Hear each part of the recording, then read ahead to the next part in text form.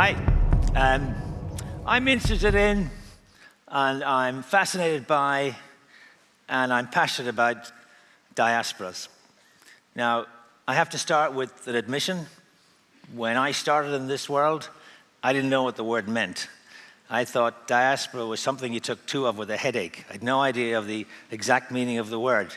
And then when I looked into it, it was actually got Greek origins. It's two Greek words, dia meaning over and spiro meaning scattering. And it was first used by the reference to the exile of the Jews from Babylon in the 5th century. And traditionally throughout history has been associated with the Jews and with Israel. But over the recent years, it's gone mainstream. And every country now talks about its diaspora. In fact, the Migration Policy Institute in Washington says there's 450 government institutions in over 55 countries who are engaged with diaspora. And you know, the numbers are pretty impressive. In 1990, there was 150 million people living in a country other than the one they were born in. But now, that number is 240 million people. If it were a country, it'd be the 5th largest country in the world. There's 80 million Europeans live outside the country they were born in. And migration has become this phenomenon. I think migration was this great centrifugal force distributing and dispersing people all around the world. And diaspora is this kind of interesting convergent force, which is bringing people back. Now, in my country, Ireland, 10 million people have emigrated from Ireland. So we have this enormous diaspora of 70 million people around the world. And we regard them not as lost actors, but as a terrific national asset. And when you look at the contribution diasporas have made just in remittances alone, $560 billion last year sent home to home countries by people in their diaspora. It is an enormous contribution. It is a form, if you like, of soft power. And this was a concept that Professor Joseph Nye of Harvard University championed in his book, Soft Power. Hard power is economic and military conflict, but soft power is the ability to get the outcomes that you want through attraction rather than coercion. And diasporas are a perfect example of soft power. This is a connected world like never before. The measurement of power in this world is connectedness. The information age is over. Everything is available to everybody at the click of a switch. Now we're in this networked world. And in this network world, you have to build your global connections. And it's not even about countries anymore. It's about cities and regions. The world is about connected clusters of creative people, all hanging around and spending time together. That's the world that we're in. The Economist nailed this some time ago when they had it on their front cover. The magic of diasporas. How migrant business networks are changing the world. The one bright spark in the world economy, they called it. And migrants are extraordinary starters of businesses. In the United States, you have companies like Google and eBay and Intel started by migrants. You now have migrants in the C-level positions of an enormous array of companies. Companies like Coca-Cola or Pepsi or Dow Chemicals are run by migrants. And they're connecting back to their country of origin. In fact, just recently, the new CEO of Microsoft was an Indian, born and educated, but had moved to the United States. So we have this extraordinary influence of power of migrants in the world. As I traveled around the world, and I lived and worked in 6 countries, I asked myself 4 really big questions. And the questions were, what helped China become this massive manufacturing power? What helped India become a global technology hub? What helped Israel become the great startup nation of the world? And then in our case, what helped bring peace to Northern Ireland? And the answer is the same, networking their diasporas. So there's that word diaspora again. But I'm interested in that word networking because I think networking and global networking with diasporas is critically important. And when you talk to people, they always agree with you. And when you experience and see how people make progress, they network their way to success. You can't, in this life, do it alone. Opportunities don't float around on clouds. They're attached to people. But here's what's curious. Companies have strategies for advertising, marketing, PR, finance, but they don't have strategies for networking. Schools and colleges and business schools don't teach networking. So why is that? And the answer is, well, I don't know the answer.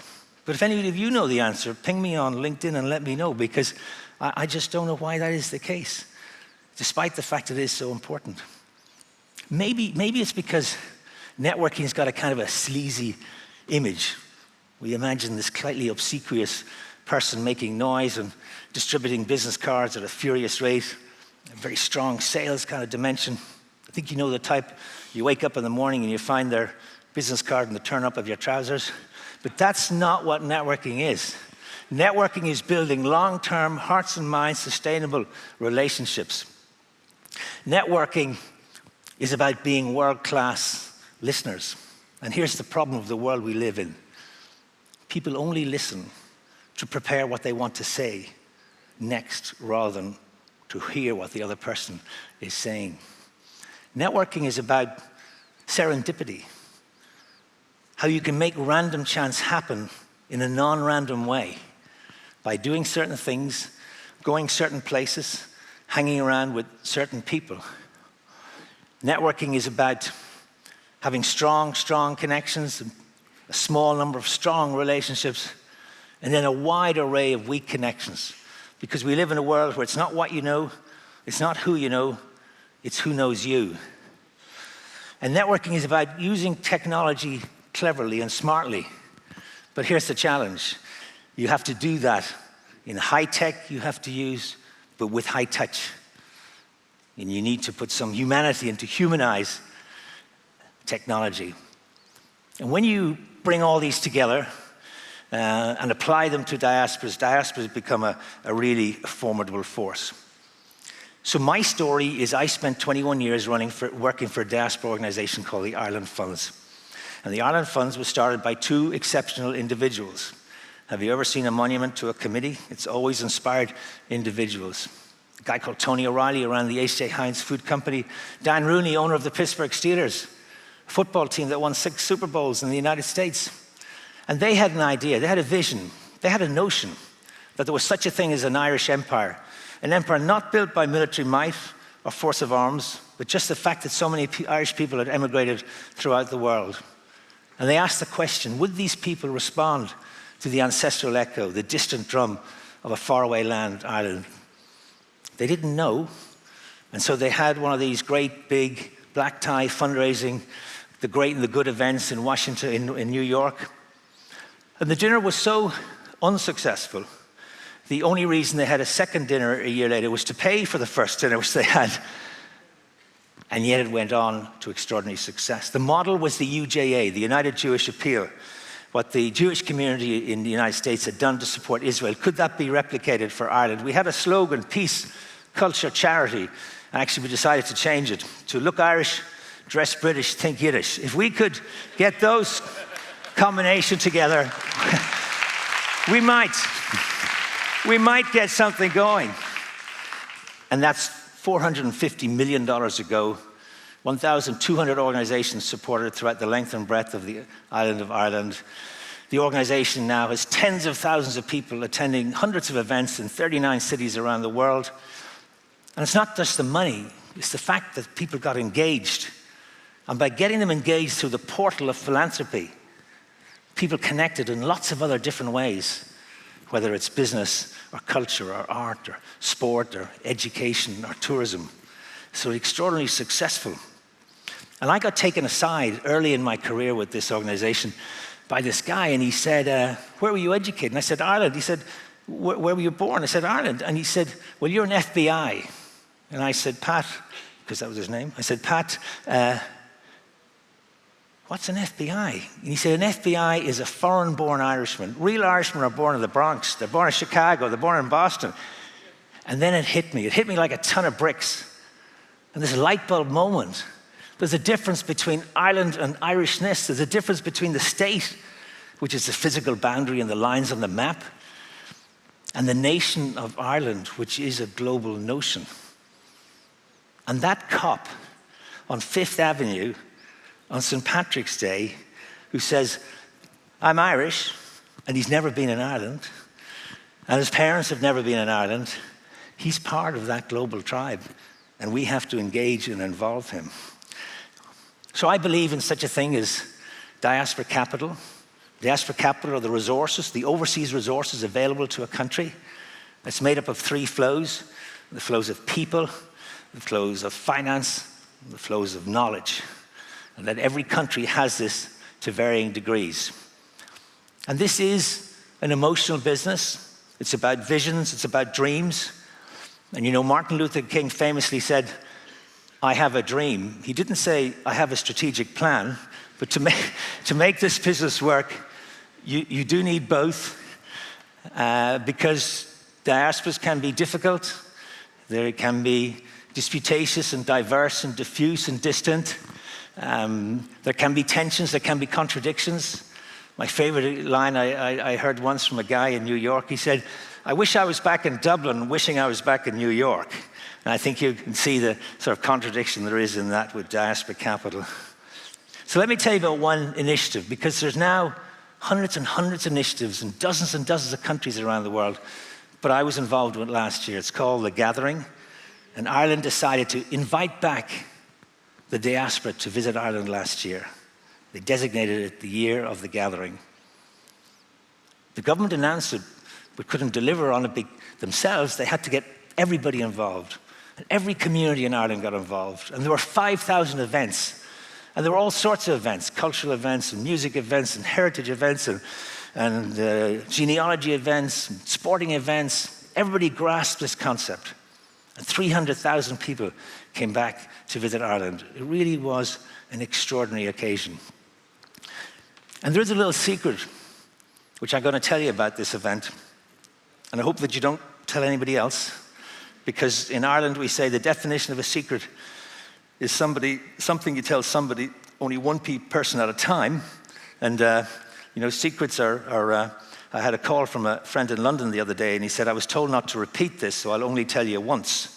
And and Dublin, funny enough, was the only city in the world that the Russian KGB closed their office because there were no secrets. So you'll understand how the sort of approach we take to secrets in Ireland.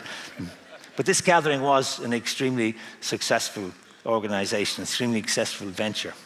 So I have to admit and put my hand up that I'm a founder member of an international organization called CASE. And CASE stands for Copy and Steal Everything. Now what I do is I go around the world and I see what other countries are doing in this space. And then I see what we could use for other countries.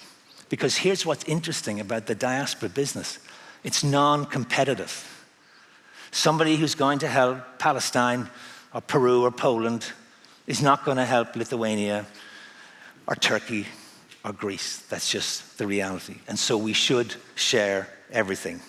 So what does this mean? I think the great challenge is for everybody to go out and to diasporize. And that's about the ugliest word in the English language, which I think I've invented. Because what is TED all about? Well, TED is all about ideas and creativity and talent and innovation. And by definition, that's about people. And diasporas are about people. And people seep and slip and slide from country to country. And so we need to put in place strategies to find out who those people are, where they are, and what they're doing. That's the research capacity. We need to take these people on a journey where they may be distrustful or may dislike us, a journey that brings them to the extent that they're passionately involved with our country. And the glue in all of this is the word that we seem to have lost so much of, which is the word trust. And trust is not an event. You don't meet somebody and they trust you tomorrow. Trust is not deserved. Trust is earned. It can take years to get and be lost in a millisecond. And so you've got to take people in this second stage of cultivation to bring them on that journey. You have to have what we call solicitation, asks and tasks. If you don't ask, nothing will happen. And finally, you need a program of stewardship, which is to convert that initial interest what I referred to earlier, long-term, hearts and minds, sustainable relationships. So the challenge then is to go forth and diasporize. It's for all of us in TED, globally, to embrace this concept, to convince ourselves and to convince our families and convince our companies and convince our organizations and to convince our government and convince our media, our universities, our trade unions, everybody that this is important, that this is an asset that we have as a country, and that if we don't put in place strategies and policies and programs and projects, we're missing a terrific opportunity. And let me leave you with a concept. I believe there's such a thing as a diaspora galaxy. And just imagine the home country is the sun, and all these people around the world are these kind of twinkling stars. And the objective is to network between the sun and the stars and to get them to create, connect, and collaborate as never before. And the glue in all of this is to have some fun in the process. So my final message to you is the definition of a real Irishman is somebody, or woman, is somebody who doesn't go to bed the same day they get up. And I have a feeling that we have a lot of real Irishmen, a lot of real Irish women and Lithuanian men and women here tonight. So, ladies and gentlemen, I finish by saying, go forth and diasporize. At you.